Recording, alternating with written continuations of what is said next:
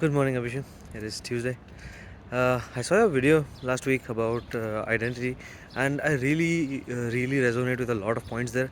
I don't know if I completely agree with everything that you said, but it's definitely a really interesting, topic that you brought up. And honestly, every subtopic that you talked about could have its own entire discussion, and it's yeah, it's really interesting to think about it that way. So I specifically wanted to talk about an important subpoint that you mentioned, that was national identity, and specifically in North America, how nativeness works and is perceived here, and even I guess specifically to the US. I don't know if Canada or Mexico has things like this, but yeah, US has this whole thing about itself, and I just want to address that, and it all starts with this idea that I had, I think probably more than a year ago, more than 2 years ago actually, probably just after I came here. It is, what exactly does nativeness mean in the US? Because it I mean, it's a very weird idea to think about people who came here are just 400 years ago, and now they're claiming this land as their own, and trying to push people out. But the but the other people that moved here slightly later, or I guess the enslaved people that they brought here, were also around the same time, right? So why are they talking about nativeness if it's just 400 years old, as opposed to nativeness in other parts of the world, like in India or in Egypt, where people are, I mean, we've seen civilizations as old as 4,000 years old, right? So is it really a strange thing to talk about nativeness in the US at all? And what does it mean to be uh, a part of that group, not just, not Native Americans. So Native Americans is its own subgroup of people, and that's not what I'm trying to refer to. I'm referring to the Gora people, the white people that are trying to push people out, and they have this entire racist ideology about how they should go back to their country and things like that. And okay, this is a very strange topic, talking about the US out in the open here, and I'm a bit nervous, especially talking out here. So I don't even know if I should record that, but yeah, I'm just gonna do it anyway. So I have these two specific reasons for why something like this has been set up, and I don't know if it I don't know if it's valid or not. It's this same line of thinking that you always say, that reasoning is not justification, right? So I'm trying to give reasons here. I'm not sure if those reasons are justified or not, right? And reason number one is kind of against this whole idea of nativeness, is the idea that US has US started out as a land of exploration, right? And then we moved on to it being a land of civilization, and then a land of urbanization, right? So it always had a lot of opportunities. It was always the land of opportunities, and it's still being called that. After all these years, after 300, 400, 500 years, it's still being called the land of opportunities. And it's true.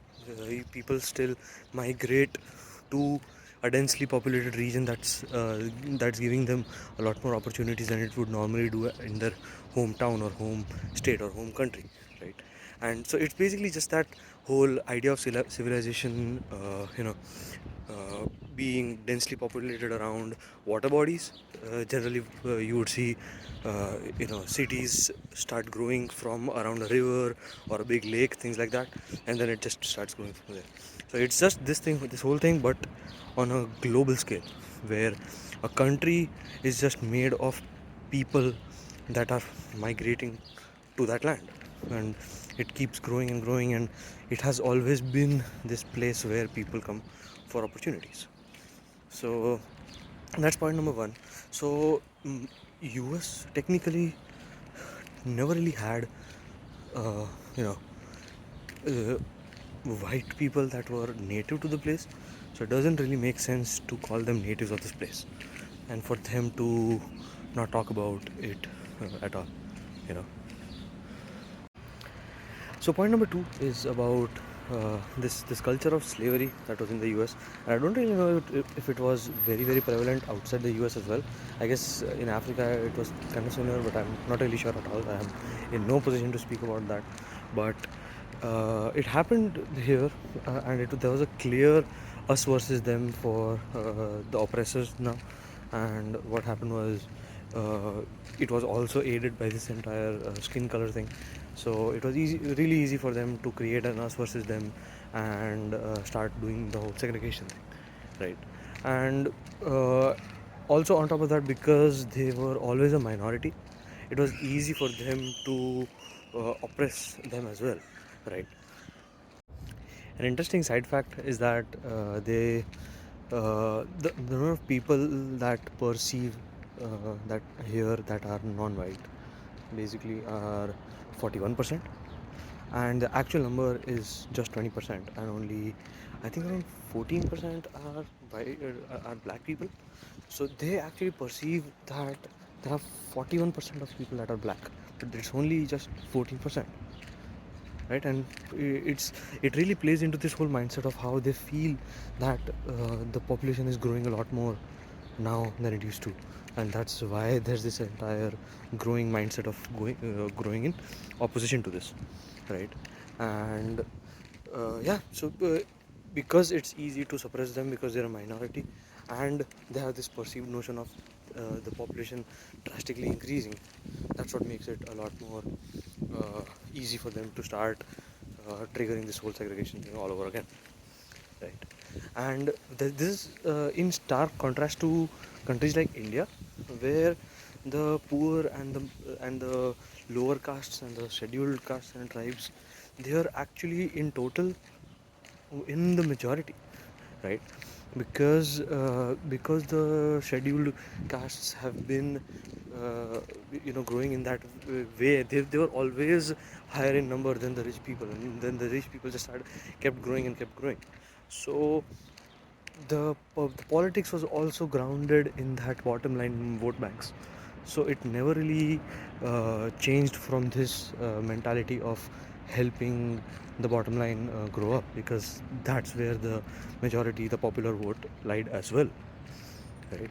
So it's just the way democracy works in the end, that if the majority thinks that the people need to go out, people need to go back to the country, then that's the sentiment that will be reflected by the president as well. It's just numbers, I mean, of course it's insensitive, and of course it's not the what you should think. But again, if the majority thinks that way, then it is going to become that way. That's exactly what democracy is, isn't it? So yeah, that's what I think about this whole concept of national identity, because there's a lot to be unraveled here. There's a lot to be thought of, but on top of everything else, I just feel that the most important point to be made here is that nativeness in North America is, and specifically nativeness in the USA, is a lot more strange to talk about than you do in other countries. Even in Europe, you have European countries also have had families and generations staying there since forever. The Greek culture and the Roman culture, and they had the King of England was. I mean, I think the whole Kingdom of England started in uh, in the 10th century, 11th century, something like that. So yeah, it was always, people have always been there. It's been a lot longer than other uh, than countries like the US, and America in general has been, the entire American supercontinent, North America and South America. It has been a lot less explored than the other countries, and people there have almost constantly been oppressed, and they were basically just moved out. The entire old world came to the new world, and they conquered it, and people have forever been living in that. And the problem is that it's not forever. It's actually much more recent, right? And that's what makes it really tricky to talk about national identity, in US, because the US is a special case in North America, which is also a special case in the world, where it was the land started out as being conquered and grown into a land of opportunities, and it has never had its own people the way uh, I guess most of the entire world has.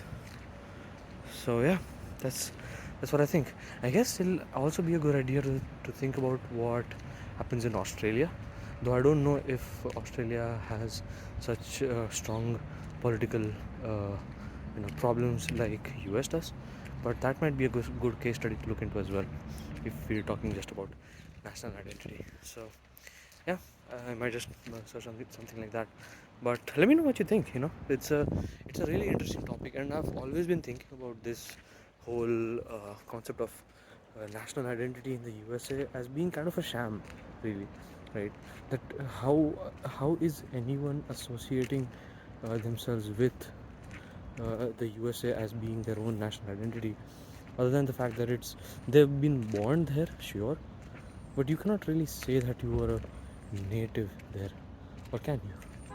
I guess. I mean, I don't know.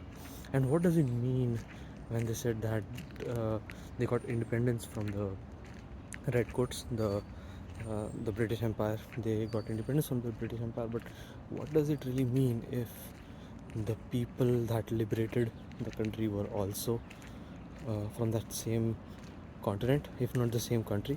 I mean, there were English people, there were Italians, there were Spanish people, right, that were living there. So they came from the Europe, didn't they? So what does it mean? What does it mean to be a native here? If the people from the same continent fought against each other over a land that was not even from on that continent. So yeah, let me know what you think. This is a very interesting thing that I have been thinking about for a long time now. And yeah, that's been it. I'll talk to you next week. Bye.